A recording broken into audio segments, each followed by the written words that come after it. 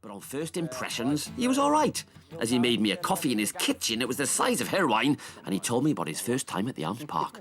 Most of my time was spent thinking, geez, this is where Edwards played, and JPR Williams, and it was just like, this was the Arms Park. Yeah. But then we lost, so it took a bit of an edge off it, really. So what was that like going into that cauldron first time out then? I mean, and if you were captain, with that sort of responsibility. We went out, it was pouring with rain, and Rob Jones basically box kicked us to death. You know, yeah. Tactics, Welsh tactics, great, and we were gone. We got beaten. And for me, I remember I drove back the next day, stopped in the first service station, got some drink, got some whatever, and there were obviously coachloads of Welsh supporters.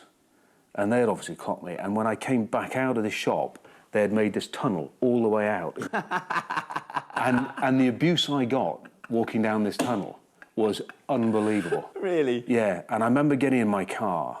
Obviously, I can't repeat because it's a family, but I just remember thinking, yeah, not next time. Really? Yeah. I thought you were going to say they clapped you through, but No. Because, Right, it was time to get out the questions from my mates about England players of his generation. Yeah. When you played, was Dean Richards the laziest player in training, as one would assume? Yes. He was? Yes. He used also, at the start, you know, we'd get in the changing rooms, right? Most guys, you'd get in the changing room an hour and a bit before. Everyone had their sort of warm-up routines, this, that, and the other. Dean would sit down, fully dressed, would get out the paper and would do the crossword. And he, honestly, and you would sit opposite me, Twickenham, and about 15, 20 minutes to go, I'd have to say to him, you know, I'd be in my kit, I'd have warmed up, you know, I'd go, Dino, 15 minutes. And he would go, put the paper down, put his pen down, eventually sort of put all his kit on, he wouldn't even pull his socks up. Might touch his toes, probably not all the way down, and would go out and would be brilliant. But that would be him. He'd sit and do the crossword. Was he the hardest guy you played with or against? I always think Winterbottom was probably... Yeah? Yeah. When I first started playing in England, we played the South West, and I got caught in this ruck, and the South West, it was John Hall's, Chilcott, you know, and they were kicking me to death, right? Obviously thinking, you know, who's the new kid? Give him some.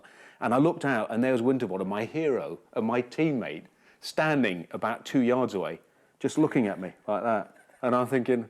And eventually it stopped, the whistle went, and I got up and walked off, and as I walked past him, he went, well done. Right. And I turned to look at him, and I went, what? He went, don't ever make a noise, mate. Just encourages them. So growing up as a kid then, who were your rugby heroes? My rugby heroes were all the Welsh boys. JPR, Gareth Edwards, Phil Bennett. It was when I was about 8, I think, my dad had to break the news to me that I was English. And we played in white and lost. Right, well, I've got some of your greatest rugby moments here that I just wonder if you could just talk us through. Ready? Oh, yeah. Yeah, no, this is a great... This is special. This is... People don't understand skill, see? Look at that, being able to run. And push. That's a great try. It's a great try. I was very grateful to you for that try because I drew you in the sweepstake. So externally, I was like, oh, no! And internally, I was like that, yes. How much do you win? 45 quid. OK, just talk us through this one as well. Yeah. Talk us particularly on the tackling. It was... Yeah, I'm not sure what was going on. Look yeah, I know. that. No, but it was like, oh dear. There's just sheer fear. Like, oh, keep away from me. And who was the guy? Alan he tried to get me with his knees, didn't he? And luckily he missed. There. In fairness to you, that is a great finish. But the tackling... Was some things you just can't stop. This one I'm going to give you a chance to commentate over, Will, right? So you're Eddie Butler for this. And Carling going on the outside. He's my God, he's got past Hunter. What's happened to Hunter? It was like, and here he is. Yeah, this is going to be a great try from Carling. Across comes Woodhat. Oh, no, he's held him up. Oh, no one likes to see this, do they? We do. The little pork has been held up, and he's and he's dumped over the dead ball line. And that is quite remarkable. I thought the last thing I could do with you is if you ask me some questions. Right. And I thought if we do it as a little mastermind setup.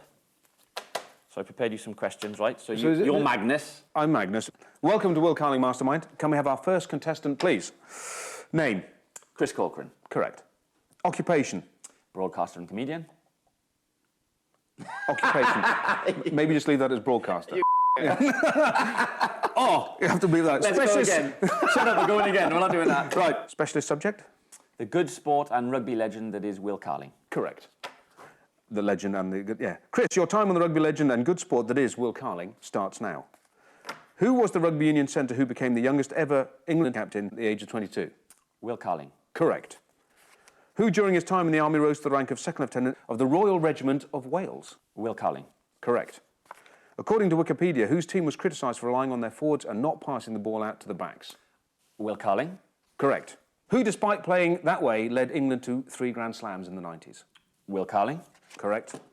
Who has a social networking page about him called Will Carling Fan Club that has on it only 3 comments and was last updated in 2002? Will Carling.